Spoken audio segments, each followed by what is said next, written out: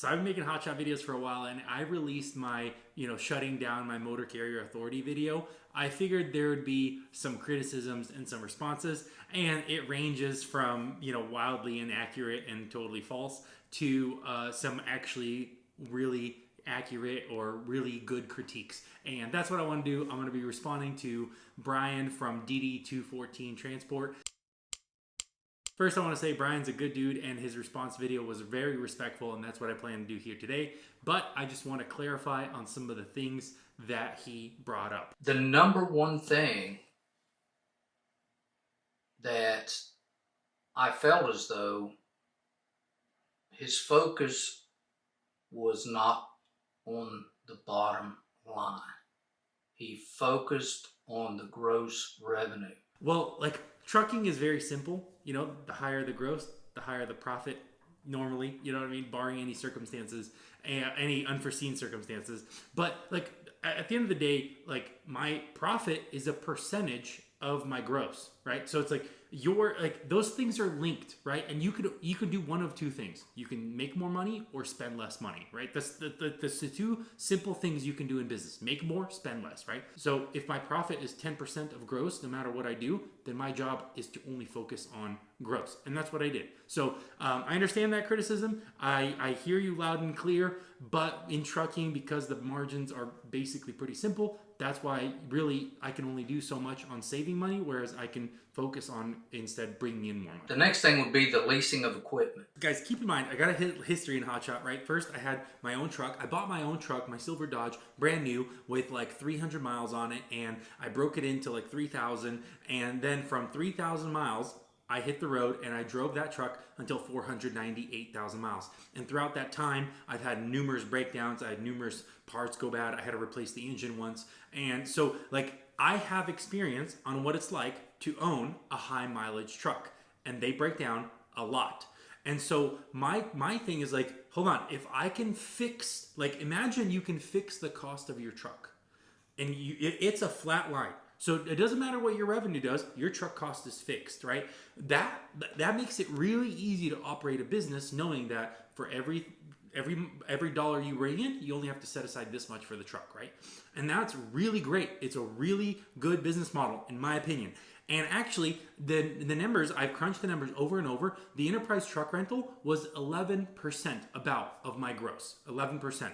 And if you think you're beating those numbers, please comment down below what your truck is costing you. Now, keep in mind, you have to take the average over the course of a year, and it's 11% is not a bad number. And because what happens is when you break down, you then lose revenue. Yes, you might be saving some money because your truck isn't costing you that much, but when you lose revenue, all of a sudden, your repair might be only $1,000, but because you grossed that week zero, all of a sudden your numbers all messed up. And I've crunched the numbers over and over, and I've done a thorough video on the enterprise rental, and I broke it down that it's not for everyone.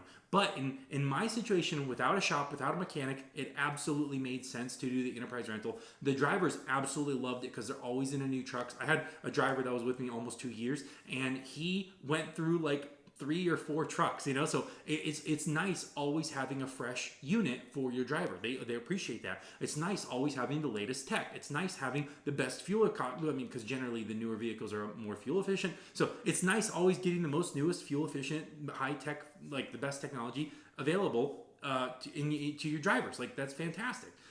So the truck lease was 11%. Comment below if you think your numbers were better. But actually, take your gross, take how much you spent on your truck payment and all your truck maintenance included, and do that over the course of 6 months, and comment that number below. Trying to push and grow too quickly. He lost focus on his core business. And when you have so many irons in the fire, something's going to get missed. If I had all those things going on, I would start bringing people in and get them around me. Those things are contradictory, okay? And here's why.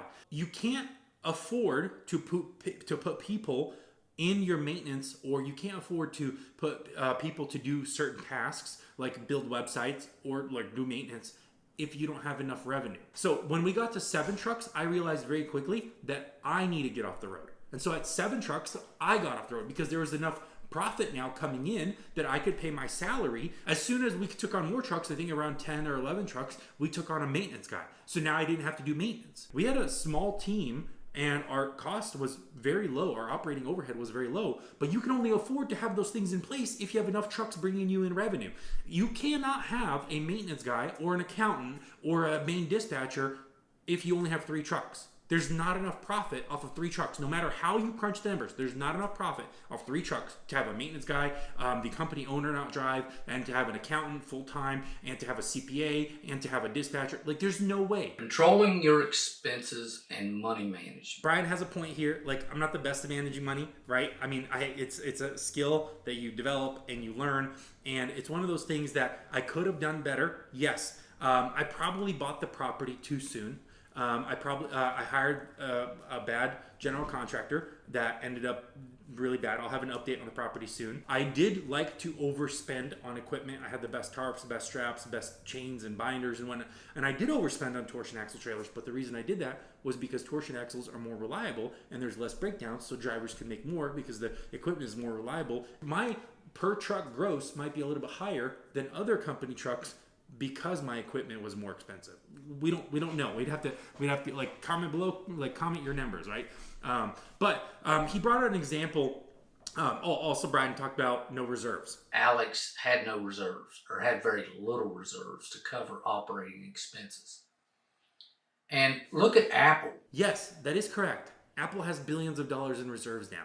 But don't forget, not too long ago, before Steve Jobs came from Next back to Apple, they almost went out of business. Apple went almost out of business several times, right? Several times they almost went out of business. And again, they had no reserves and whatnot. So it takes a while to build up reserves. So it's like you can't, it's an unrealistic expectation to compare me to Apple when I've been in a business for, 3.5 years. It's like that's an unrealistic comparison, unrealistic example. So it's a fair point that I should have done better with the reserves. I was putting a bunch of policies in place to address those issues, but it was just not enough time. Insurance renewal came and they spiked the price. Alex asked me point blank, what am I doing wrong? And I remember this. I did call Brian and I asked him, and it wasn't a question of like, hey, I'm a failure. What am I doing wrong? It was more or less like, I'm always open to input. I'm always willing to learn. And with people like Brian's a little bit older than me. I'm 29, right? It's like, I don't know everything. I'm confident in my abilities. I'm confident in my expertise, but I'm always open and willing to learn. I talk to numerous people that are older than me, have more experience than me, and make more money than me. I talk to them all the time. And so when I was asking Brian about like, hey, what am I doing wrong? It was more or less like, hey, like, give me some feedback on areas I could improve. And it was one of those things. It was a good conversation. I appreciate Brian a lot. So this by no means is this like, there's no hate, there's no beef, there's no nothing. This is just a response because he brought up some really good points.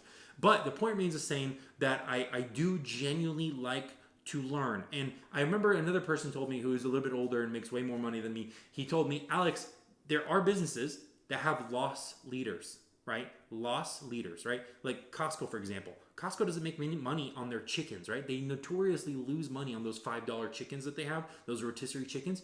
They lose money on those. And on the balance sheet, they show how much money they lose on that.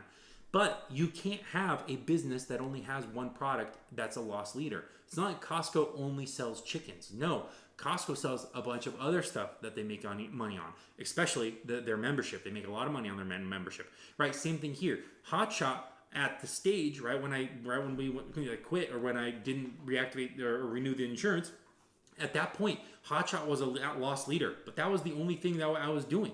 And so it's like, yeah, maybe if fuel wasn't so expensive, I would pay the higher insurance. But with fuel being so expensive, and with insurance being so expensive, and all the parts and the trailers being so expensive, it's like, well, I like, how do you attack all 3 things head on? So it was, I'm always willing and open-minded to learn on ways I could improve my business. I watch a lot of business content on YouTube, and I'm always trying to learn and see what I can do better. Because, if you're overconfident, then you're doomed for failure. But it was one of those things where I asked Brian, I'm like, hey man, what am I doing wrong? What can I improve? Like, give me some feedback. Like, what do you see? What do you like? Give me some insights on how to better manage certain things, right? Or anything, right? How to just manage anything better. So all in all, guys, Brian's a good dude. I like his channel. It's very, very, very like simple, cut and dry. Like, hey, here's the things, here's the steps. So very, very good channel. I'll leave the original video in the description below. Go check it out, and I'll see you in the next one.